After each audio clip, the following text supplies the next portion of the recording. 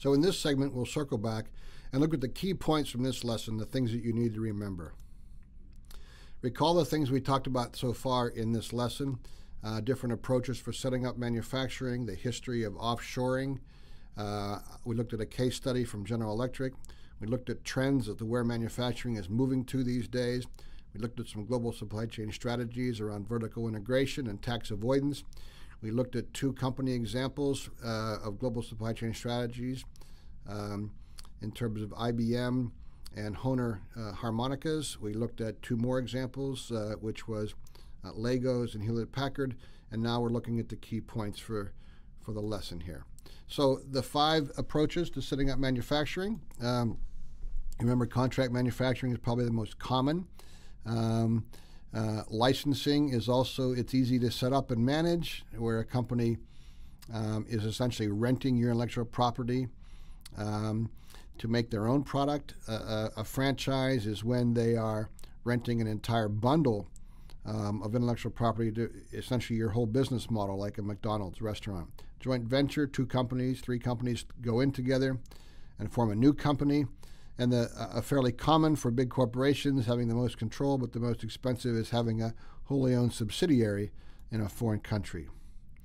We looked at the history of offshoring and why did people offshore their companies in the first place. The large pool of low-cost labor, very few restrictions on working conditions and pollution and so forth, new factories, new equipment.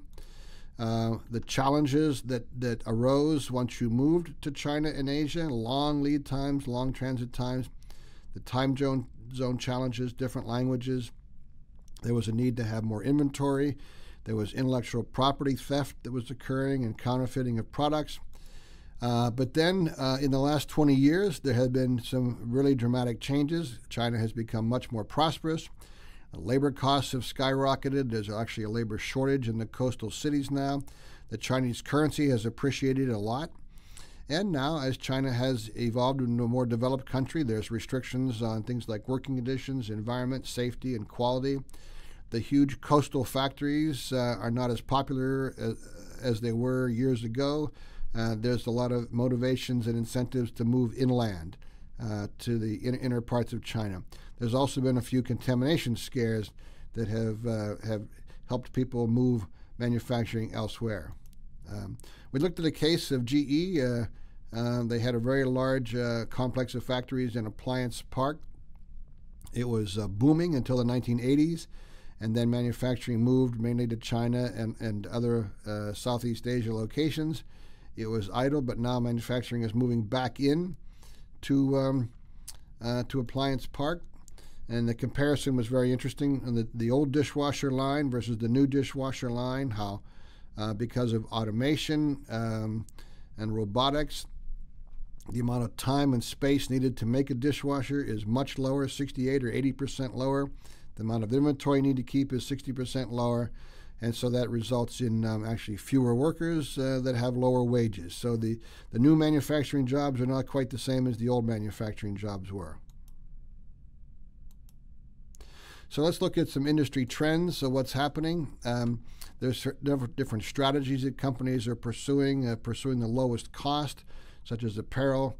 That's mainly staying in Southeast Asia, although it's shifting maybe from China to Vietnam and Bangladesh.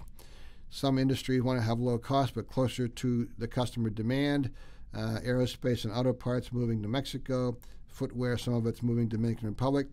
If you are selling a high-end consumer good with a high profit, you want to be close to your customers so you can be fast and responsive. So some of that manufacturing is moving to the U.S. In cases where you have a very large installed base, it's harder to move. So consumer electronics will probably stay in China because of that reason. We talked about several different global supply chain strategies. The first one was vertical integration, how you have 2 identical supply chains. If you own the entire supply chain, your performance in terms of inventory, days of supply, and turns is going to look much worse than if you only operate that last step along the way. The other strategy, we call it the outsourcing shell game, which was designed to avoid taxes in multiple countries, was to have your transactions occur in international space instead of in any of the countries. we looked at some industry examples. So the first example we looked at was IBM, that was consolidating 30 different independent supply chains and 165 operations into one site in Bratislava. Honer Harmonicas was moving a different type of supply chain transformation, in this case from a channel master where you're trying to sell everybody's products in lots of little parcels to an OEM strategy where you're only shipping your own products in pallet loads to large distributors. Quite a big change. We also looked at some other examples. For example, the Lego company was consolidating all of its European DCs into one big leased warehouse in the Czech Republic. And finally, we looked at Hewlett-Packard, a big transformation that they undertook, reducing the number of assembly plants dramatically, cutting its supplier base in half, reducing the network nodes significantly. I like it how they reduced 49% of their IT systems. 159 systems were removed, greatly simplify the business. They moved some production inland to Chongqing, and that set them up so they could participate in the new Silk Road that was being built across the center of China. So those were some examples of industry strategies and movements. This is a picture of a couple of SCM graduates from a few years ago on commencement day. If you have questions, comments, or suggestions, please use the online discussion forum.